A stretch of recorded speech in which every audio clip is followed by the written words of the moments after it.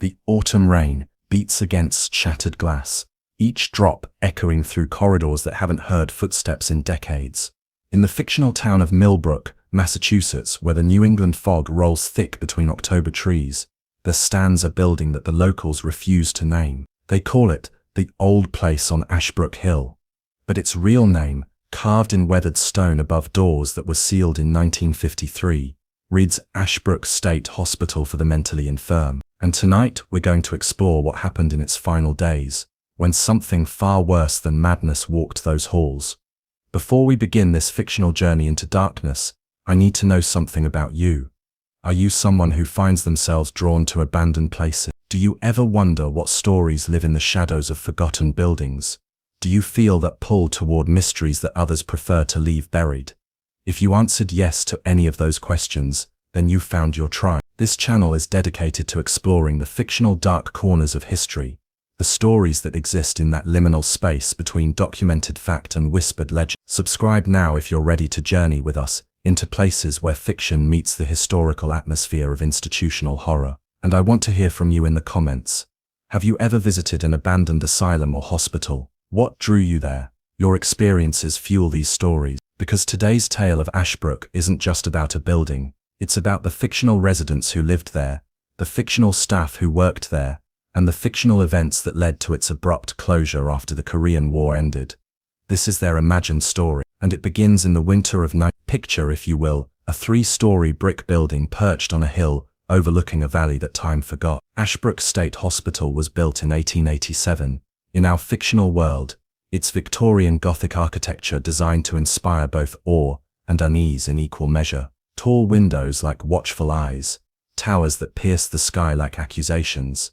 By January 1953, the fictional Margaret Whitmore had been the head psychiatrist at Ashbrook for 7 years. In our story, she was a woman ahead of her time, brilliant, compassionate, and dangerously curious about the human mind. Let me paint you a scene from her fictional journal, which in our story was discovered decades later in the basement of the Millbrook Historical Society. The winter has been particularly harsh this year. 23 patients remain in the East Wing, down from 47 just last autumn. The state continues to transfer our residents to newer facilities, claiming modernization and improved care standards. But I know the truth. They want to close Ashbrook. What troubles me most is not the bureaucratic machinery grinding toward our closure, but incidents that have been occurring with increasing frequency. 3 patients in the past month have reported the same dream. They speak of a figure in white walking the halls at night, stopping at each room. Watch. I've dismissed these as shared delusions, a natural response to the stress of relocation. But last night, I stayed late to observe the ward myself. I saw her too. In our fictional account, Dr. Whitmore wasn't alone in her observation. The night orderly, a Korean War veteran named Thomas Chen, had been documenting strange occurrences in his own reports. Reports that in our story were found sealed in a file cabinet marked Administrative Do Not Remove. But here's where our tale takes its first turn toward true horror. In our fictional narrative, Thomas Chen never existed. The employment records show no such person. The Social Security Administration has no record of him. The Korean War Service logs contain no Thomas Chen matching the description from the Ashbrook file. Yet his reports span 6 months of detailed observations. If you're still here, if this fictional mystery has its hooks in you, then you understand what we're really exploring. This isn't just a ghost story. It's a meditation on memory, on the stories institutions tell themselves, and on the liminal space between documented reality and experienced truth. Let me share another excerpt from these fictional reports, dated just 2 weeks after Whitmore's journal entry. Date: Orderly Report, January 29, 1953. Read in a different voice, slightly accented. Patient behavior continues to deteriorate. Mrs. Elizabeth Hartwell in room 20 refuses to sleep with her back to the door. She insists that the White Lady counts us every night, and soon the counting will be done. Mr. James Morrison in 23 has begun scratching marks on his wall. When I asked him about them, he said they weren't marks, they were days. He's crossing off days until she comes for the last. Most disturbing is young Sarah Connolly in 2015. She's only 19, committed after a nervous breakdown following her brother's death in Korea. Last night, I found her standing at her window at 3 a.m. When I approached, she didn't turn around. She simply said, She's coming up the hill now. She's almost here.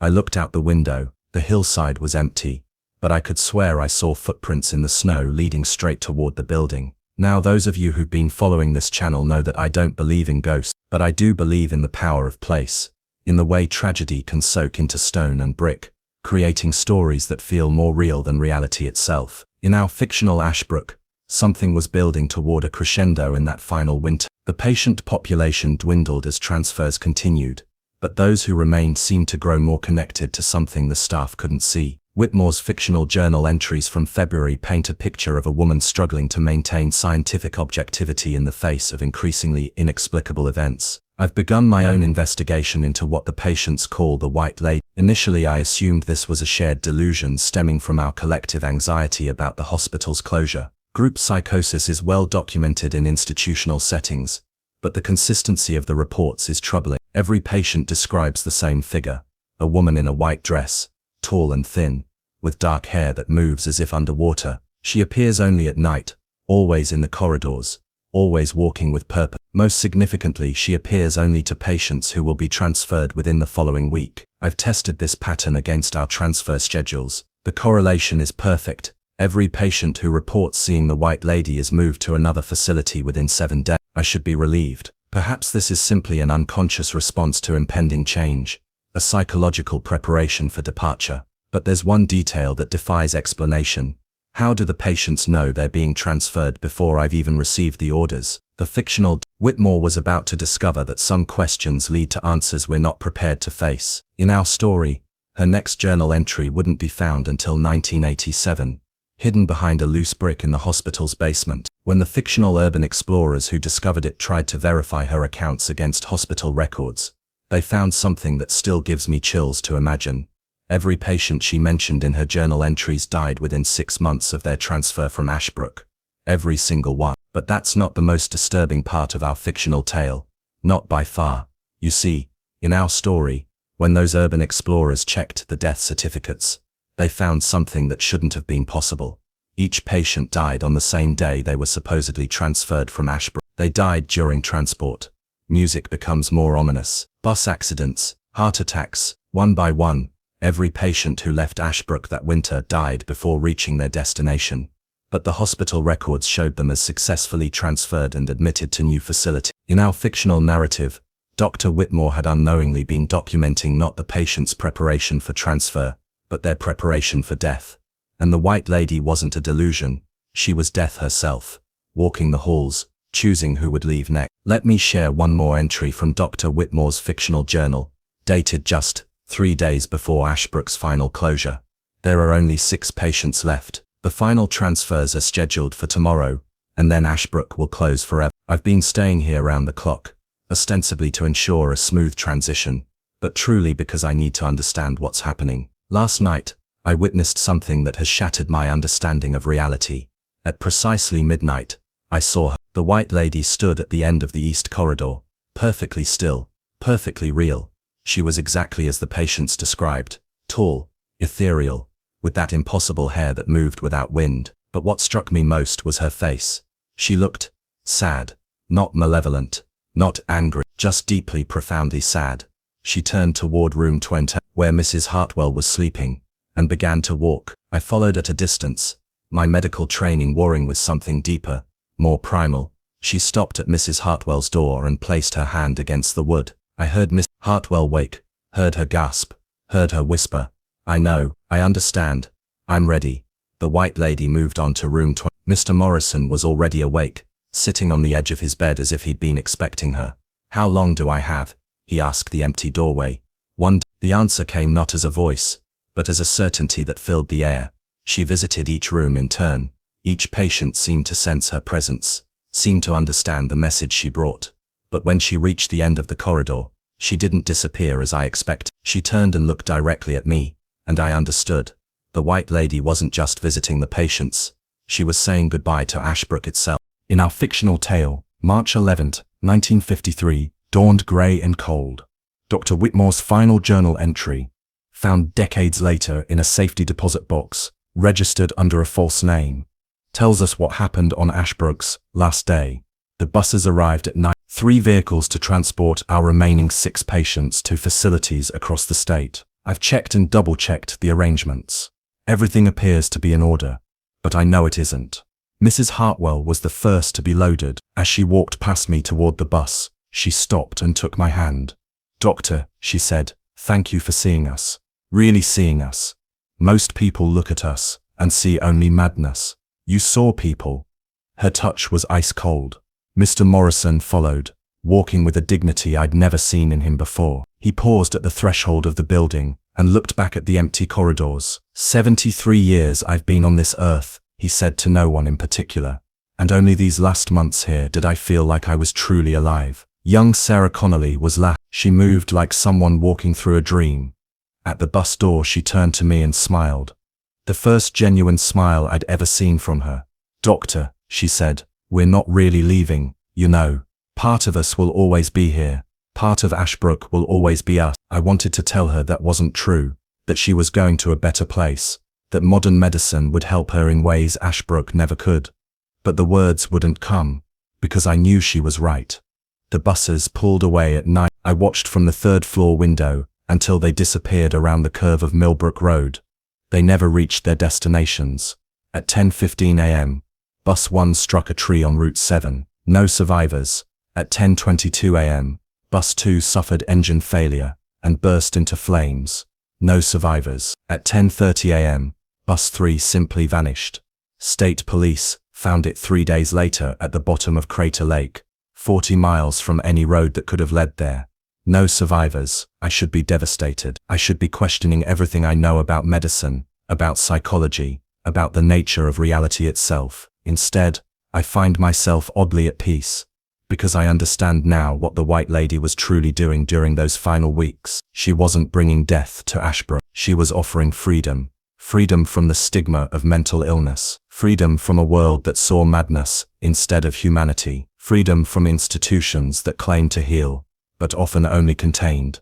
The patients knew, somehow they all knew, and they chose to remain at Ashbrook forever, rather than face transfer to places that would never understand them as this place did. I'm sealing this journal now, along with all of Thomas Chen's reports and the patient files. Let history judge whether we were healers or harbingers. But know this, Ashbrook State Hospital didn't close because of budget cuts or modernization. It closed because its final residents refused to leave, and they're still here, waiting for someone who understands that sometimes the greatest kindness is not forcing someone to be cured. Sometimes the greatest kindness is simply witnessing their truth, even if that truth is impossible, even if that truth is madness, even if that truth is death itself. Wearing a white dress and walking the halls with infinite compassion. I'm leaving now, but I suspect I'll be back. We all come back to Ashbrook, eventually. It's the nature of places that truly see us, and that, in our fictional universe, was how Ashbrook State Hospital closed its doors forever. But the story doesn't end there, because in our tale Dr. Whitmore did return to Ashbrook, not once, but many times over the following decades. Local records, which exist only in our fictional Millbrook, show her car parked on Ashbrook Hill every anniversary of the closure, until 1987, the year she passed away at age 70. Her obituary in our story listed no surviving family members, but it mentioned a curious detail. Her final request was to be buried in Millbrook Cemetery, in a plot overlooking Ashbrook Hill. Those fictional urban explorers who found her hidden journal they reported something else that the local newspapers in our tale refused to print. On the night they discovered the journal, as they prepared to leave the crumbling hospital, they saw a figure watching them from a 3rd-floor window, a woman in a white dress, with dark hair that moved as if underwater. Standing beside her, barely visible in the moonlight, were 6 other figures. 7 souls, united by compassion and tragedy, watching over a place that had become their eternal home. The explorers reported that the White Lady raised her hand, not in threat, but in greeting, as if welcoming them to Ashbrook, as if inviting them to understand, as if offering them the same choice she had offered Whitmore's patients so many years before. Leave and face a world that will never truly see you, or stay and be witnessed in all your beautiful broken humanity, forever. Now, those of you who've been following along might be wondering about those fictional urban explorers. In our story, their names were David Rodriguez and Emma Chen, and yes, The surname Chen is deliberate in our narrative. Emma claimed to be the granddaughter of Thomas Chen, the mysterious night orderly, whose records existed, but whose person never did. In our fictional tale, Emma had been searching for traces of her grandfather her entire life. When she found his reports in the Ashbrook files, she expected answers. Instead, she found only deeper mystery. From their fictional blog Forgotten Spaces, here's an excerpt from their first visit to Ashbrook, dated October 31, 1987. The building is mostly intact, though nature has begun its reclamation. Ivy covers the eastern wall, and several windows have been broken by storms over the decades, but the interior is remarkably preserved. We entered through a basement window. The first thing that struck us was the silence. Not just quiet, silence.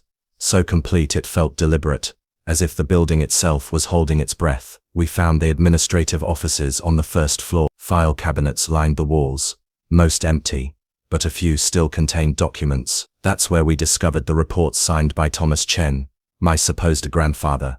David was skeptical. Maybe your grandmother was confused about the name, he suggested. Memory can play tricks, especially with trauma.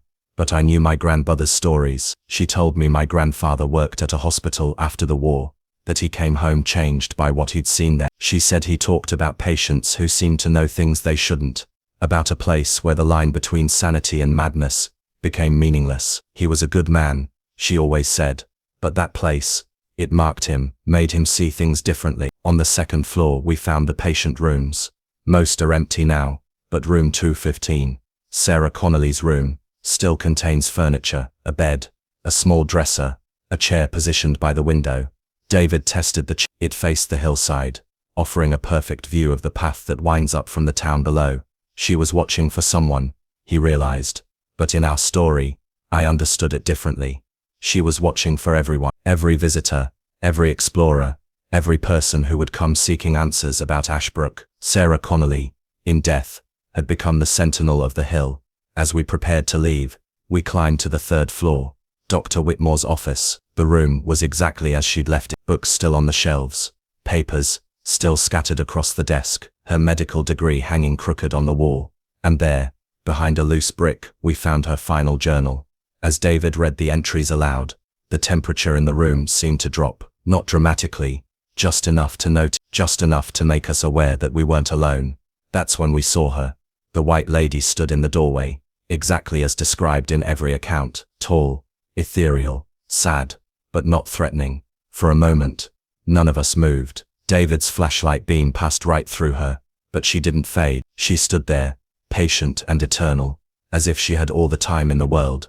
Then she smiled, not at us, but at something behind us. We turned, and there they were, Dr. Whitmore and the 6 patients, standing at the window, looking out over their domain. "Thank you," Dr. Whitmore said. Though her lips didn't move, the words simply appeared in our minds. For finding our story, for understanding that some places are meant to remain as monuments to compassion. The white lady stepped aside, gesturing toward the stairs, an invitation to leave, given with grace. We didn't run. Somehow, running felt disrespectful. We walked slowly down the stairs, through the corridors, out into the October night. Behind us, we could see figures at every window, not watching us leave, but watching over the town below. Guardians of memory, keepers of story. As we drove away, David asked if I'd found what I was looking for. I had. My grandfather, Thomas Chen, never existed as a living person, but he existed as something more important, a voice for those who couldn't speak for themselves, a witness to truth that transcended the boundary between life and death. In that way, he was exactly the man my grandmother remembered, exactly the grandfather I needed him to be. In our fictional narrative, Emma and David returned to Ashbrook many times over the following years. Their blog became a gathering place for others who had experienced the impossible, people who had seen figures in windows, heard whispers in empty rooms, felt the presence of souls who refused to be forgotten. But this wasn't a typical ghost story community. The people drawn to Ashbrook weren't thrill seekers or paranormal investigators. They were the empathetic, the wounded, the ones who understood what it meant to be misunderstood. From a fictional blog post dated 5 years after their first visit. 5 years ago, we came to Ashbrook seeking answers about the past. We found something more valuable, a community of the present. Every month, People gather on Ashbrook Hill, not for seances or ghost hunts, but for something deeper. We call them witnessing circles. Sarah, a nurse who works with dementia patients, comes because she sees in Ashbrook's story a reflection of the dignity her patients deserve. Marcus, a veteran struggling with PTSD, finds peace in knowing that someone understood Thomas Chen's imaginary existence, that trauma can create truths that transcend fact. Alina, a mother whose child died by suicide, draws comfort from Dr. Whitmore's final journal entry about offering freedom from suffering. We sit in the shadow of the building sharing stories about the people in our lives who are dismissed, medicalized, or forgotten. We bear witness to their humanity, and sometimes when the light is just right, we see figures in the windows, not as ghosts or spirits, but as reminders that compassion doesn't end with death. Reminders that some stories are too important to let history bury. Reminders that places like Ashbrook, fictional though it may be, represent something real. The human need to be seen, understood, and valued for who we truly are, even when who we truly are doesn't fit the world's definition of normal. Especially now, my fellow explorers of dark stories, we've reached that moment where I pull back the curtain on our fictional tale.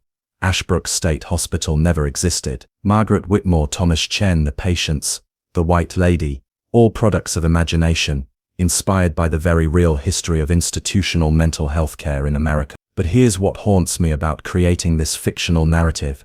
Every element of horror we've explored was inspired by documented realities. Pause. The real asylums that dotted the American landscape were often places where society discarded those it couldn't understand or accommodate. The real patients who lived and died in these institutions deserve our remembrance, our witness, our compassion.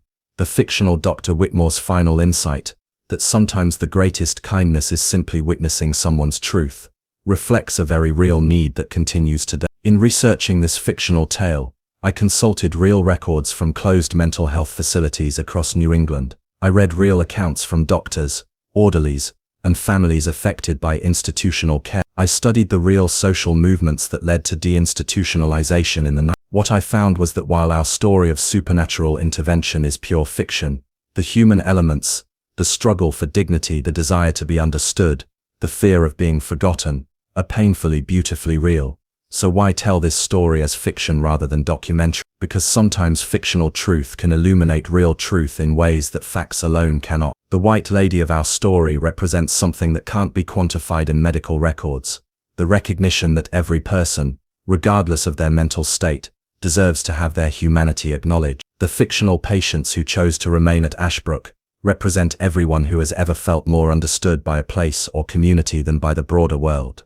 Whitmore's impossible choice between medical protocol and human compassion reflects the daily struggles of real healthcare workers who see their patients as whole people, not just collections of symptoms. Music builds slightly, and Thomas Chen, existing in records but not in life, represents all the people whose contributions to compassionate care went unrecorded, unacknowledged, but not unfelt. As our fictional journey through Ashbrook comes to an end, I'm left with questions that extend far beyond our imagined asylum on the hill.